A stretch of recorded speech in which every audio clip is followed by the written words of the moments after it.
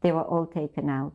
So Leah was spared, but the little girl and all that, and my two aunts, they were taken to the jail.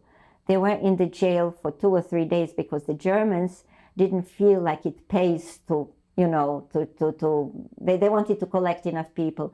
And they also had teams going and searching with dogs for any survivors in the ghetto. When they collected enough people, they took them to be shot. Now, the Poles were watching, well, it was some kind of a sideshow. They were going to the cemeteries, which now I'm glad, because now we know what happened. So they said that on the route, my grandmother, one of my grandmothers, my paternal grandmother, had beautiful white hair. The other one was thick up to here, black hair.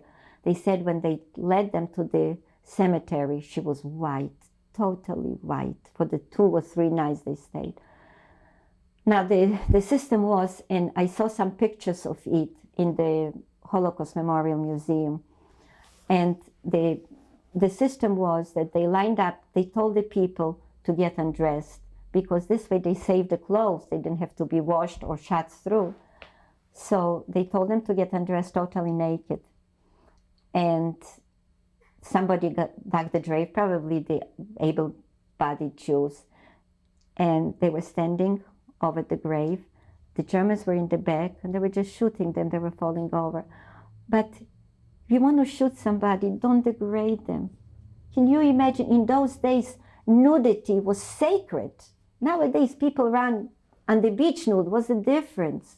It was sacred. Can you imagine? I always tell my children, it wasn't them. It wasn't 6 million. It was you and your mother, you, Aviva, your sister Sharon, your mother and father standing naked. And I saw those pictures, you know, the women holding their genitals. You didn't know where to hold yourself. And probably waiting for the bullet already that should fall in. So the Polacks were telling us that the little girl Irma, she was gorgeous. She had big blue eyes and blonde hair. And the Germans, for some reason, maybe because she looked Aryan, whatever in that twisted mind, the gun was going from hand to hand. Nobody would kill her. They were probably all dead. She was the only one left. And then one good German who really had a good heart, and he wouldn't shoot the child just like this in cold blood, he threw her a candy. And when the child bent down to pick it up, he shot her.